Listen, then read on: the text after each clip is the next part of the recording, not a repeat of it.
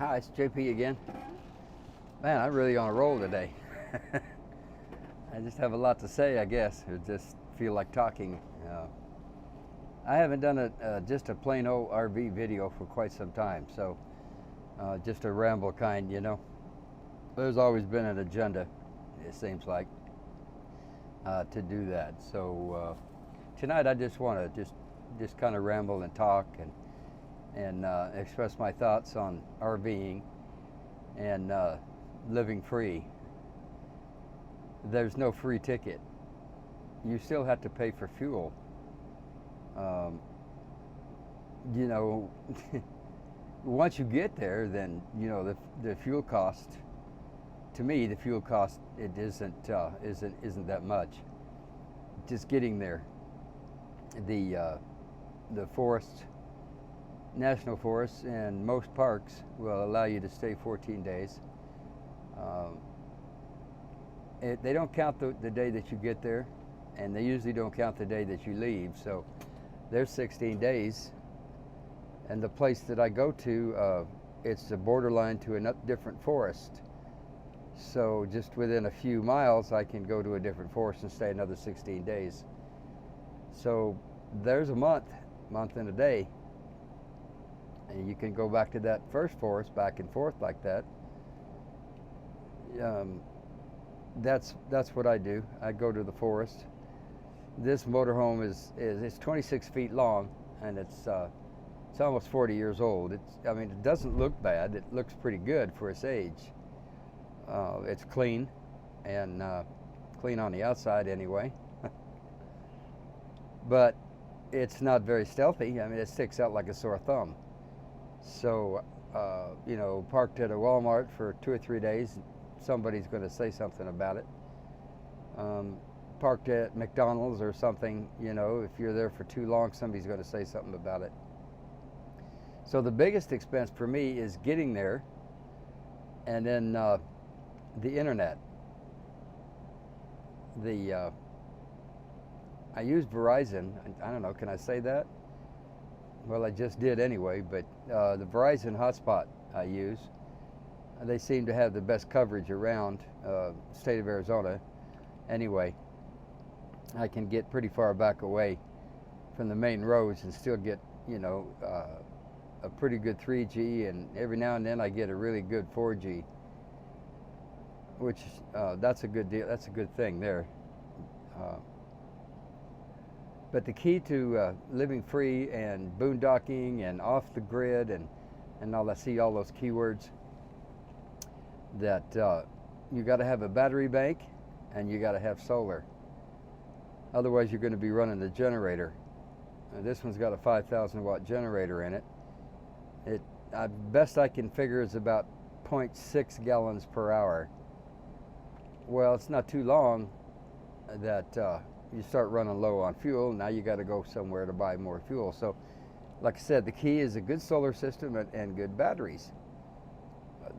My opinion is the Trojans, T105s, they're deep cycle batteries. They're 6 volt, 2 of them put together, and you end up with I think, what are they, 150 amp hours?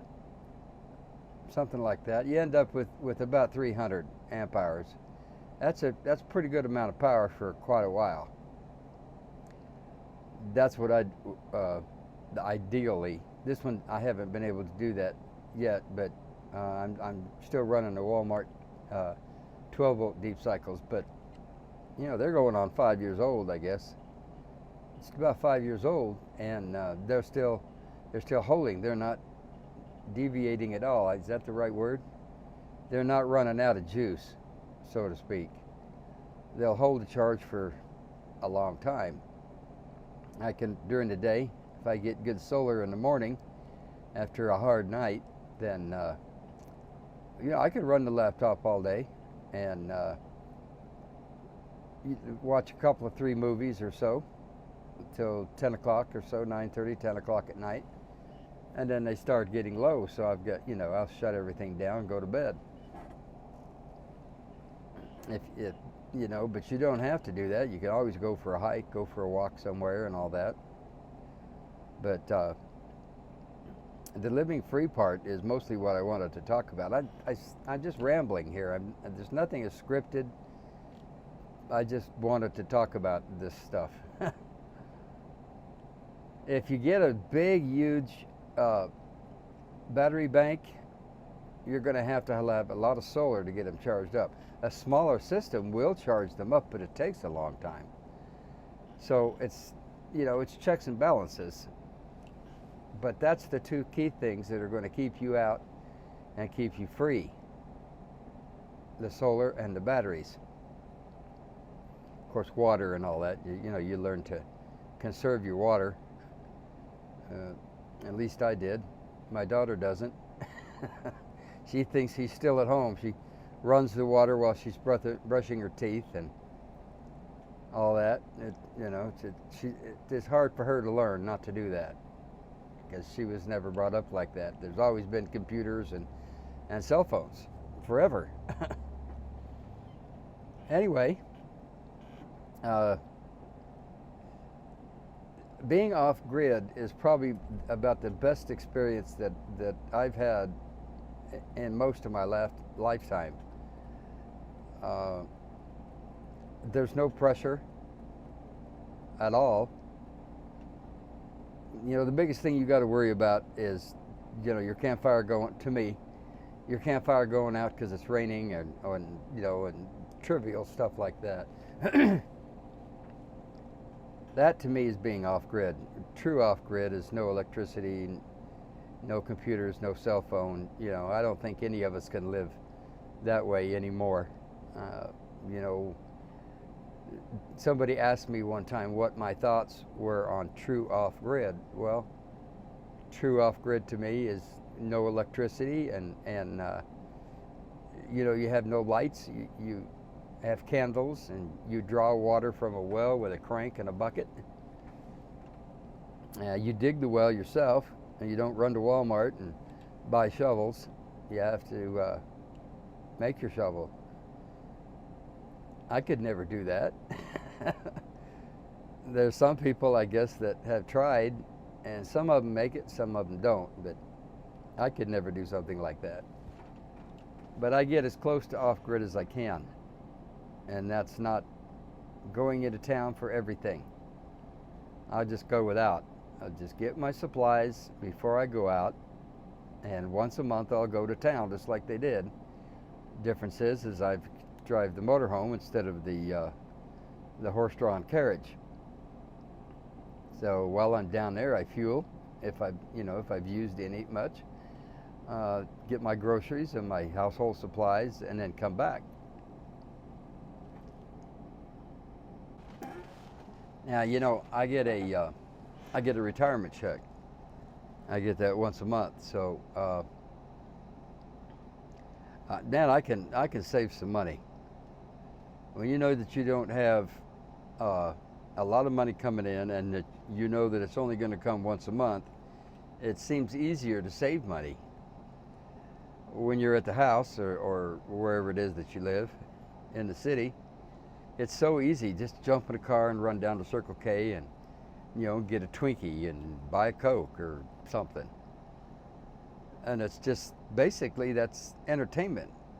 To me, that's just entertainment. When you're out in the boondocks, unless you got money to burn, you start thinking of reasons for not going into town. It's 37 miles, I believe, from where I usually go to the closest city that has a good grocery store. So I'm not going to, every time I just run out of something, I'll just make do without. I'm not going to run to the store. Nobody's going to call and say, honey, on your way home, would stop and get bread and cheese or something. That doesn't happen out there. And you can really save some money. There's no electricity, utility bills. You have to pay for your internet, and you have to pay for your cell phone if you have one. I don't have a cell phone. I use Skype if I have to call somebody. And that's even for free. At my home base, the landlady and the landlord have computers, and they have Skype, and If I need to, make a phone call or something, I'll call them. They'll do that. A question was asked the other day about, what about an address? You're going to have an address. You can't just live in the forest. There's services that you can pay, and they'll get your mail. You can have it forwarded there, and they can contact you if it's something important. I don't use those. My landlady will save that for me. If there's something really important, she'll let me know. She'll call me on Skype. My biggest expense, did I say that already, is internet. Yeah, I get 30 gigs. I just raised it. I had 20 and it wasn't enough. I just raised it to 30 gigs, but it's $200 a month. I don't think there's anything cheaper, and still get the good coverage that I get. So, but that's my livelihood.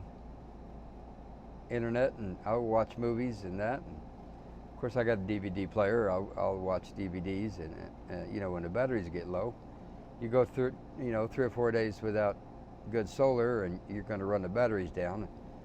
You can start your generator and charge it back up if that's what you want, but I try not to do that. Otherwise, it defeats the purpose, I guess. I wonder if I should just do an expense. Everybody else is doing those, how much it costs them to do that, to live for free. How's that? Costs money to live for free. Maybe I'll just do an expense like that. It would be interesting for myself as well. Anyway, I guess that's enough ramble.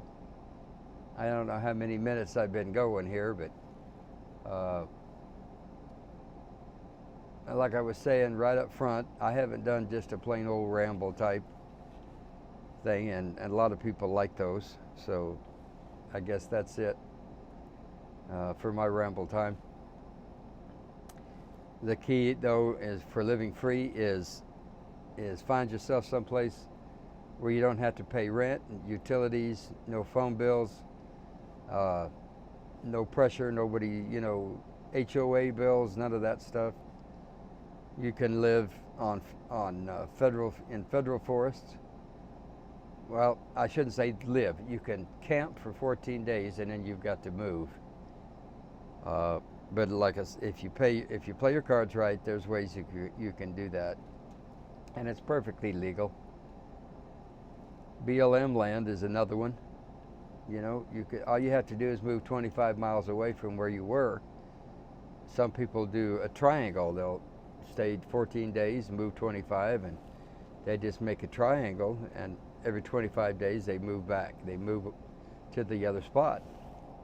You can stay out there for a long time. Like I said, I guess that's it. That's enough ramble this time. I'll talk to you again soon. Bye.